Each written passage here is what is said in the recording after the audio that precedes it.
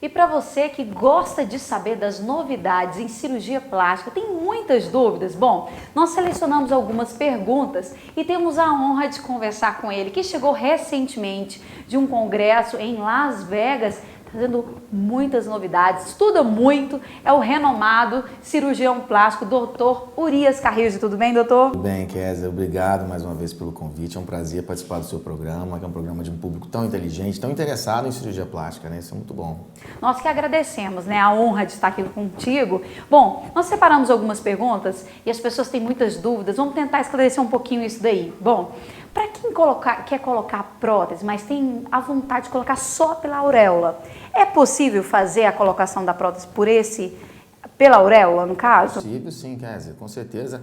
É a segunda opção de via de acesso de colocação de prótese mais procurada, né? É importante só ressaltar que existe via de acesso para colocar a prótese e o plano de colocação da prótese. As pessoas às vezes confundem, mas eu posso colocar embaixo do músculo por essa via? Na verdade, nós temos 3 vias de acesso e 3 planos possíveis. Então, eu posso usar um plano para cada via ou vice-versa. Então, por exemplo, a primeira opção é sempre a submamária, né? A incisão submamária. A segunda é a via periareolar, que é o que você está citando. Ainda tem a opção da via axilar, né? Que é a introdução pela axila. A segunda mais procurada é a periareolar. É feita uma incisão pequena na região da areola, embaixo, ali na transição da areola para a pele, que fica mais imperceptível. Aí nós introduzimos a prótese, posso introduzir embaixo do músculo, embaixo da fáscia, que é uma película que recobre o músculo, ou embaixo da glândula, sem problemas. Quem define, doutor, por onde fazer? É interessante essa pergunta, porque cirurgia plástica é uma especialidade diferente, né? Quem define a maior parte das vezes é a paciente. O cirurgião só conduz, né, e diz se é viável ou não. Então, se ela tem essa tendência, ela quer fazer pela via periareolar, eu acho que tem que ser feito um estudo. Por exemplo, vou te dar um exemplo clássico aqui. Às vezes a pessoa quer fazer pela areola, mas a areola é incompatível, porque é uma areola muito pequenininha. E ela quer colocar uma prótese, às vezes, de um volume maior, no volume de 300, 350, às vezes 400 ml.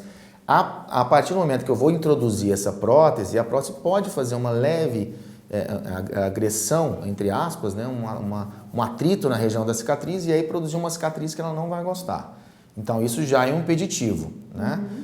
Mas, em geral, quando o paciente quer colocar para ela, eu coloco sim.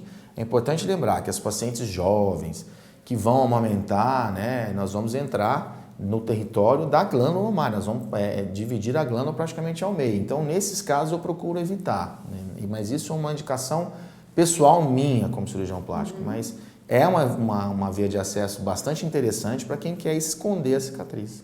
É importante fazer esse estudo, essa orientação, né, doutor? A cirurgia de orelha de abano, né? Ela tem um resultado definitivo? E como é atualmente? A gente sabe que antigamente era um processo muito doloroso, né? É verdade, olha. Você tocou num assunto interessante, quer dizer, porque hoje em dia se fala muito em bullying, né? E a maior parte dos pacientes que nos procuram são pacientes jovens, né? Às vezes adolescentes, pacientes de 12 anos, né? 13 anos que vêm nos procurar por causa desse problema, porque na escola as crianças brincam com ele se sente constrangido, ele ou ela, né? A menina ou a Pode menina. gerar até trauma, né, doutor? Exatamente.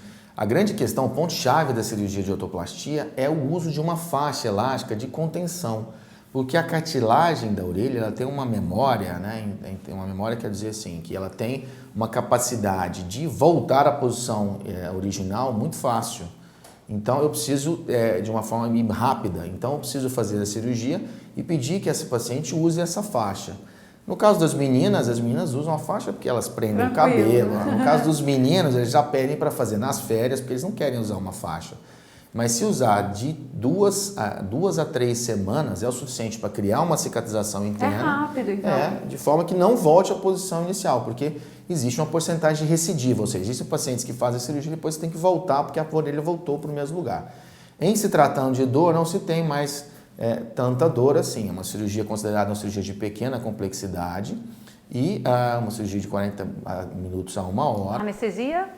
Local com sedação. Prático. Então é bastante prático, eu acho que é viável e acho que as crianças não precisam mais ficar sofrendo na escola por essas críticas, né? Muitas vezes verdade. constrange os jovens, né? Que não podem muito mais ir em festas e todo tempo estão se sentindo constrangidos. Que maravilha. Para encerrar, verdade. Quais os locais que são feitos cortes de ginecomastia, né? E o que é a ginecomastia para quem está em casa e não conhece? Olha, você tocou em outro tabu. Por quê? Porque ginecomastia é um problema de mamas masculinas. Nós, homens, também temos mamas. Como o nosso hormônio predominante é a testosterona, não existe um desenvolvimento na nossa mama. A não ser em algumas fases das nossas vidas, né? Por exemplo, na fase de adolescência, ele fica mais proeminente. Mas tem alguns homens que desenvolvem isso por muito tempo. E isso constrange um pouco os homens, porque imagina eles irem para o clube, não quer tirar a camisa. Se vai usar uma camisa um pouco mais justa, fica visível, né? Você vê que a mama está aparecendo, eles também não querem usar. E aí começa a procura no nosso consultório. Existem alguns tipos e variáveis de ginecomastia. Tem uns pacientes que têm pouca quantidade de crescimento de tecido mamário, mas tem uns pacientes que têm tecido mamário mais gordura. E tem outros que são obesos mórbidos, que têm uma mama de volume quase igual de uma pessoa, de uma mulher, vamos dizer assim.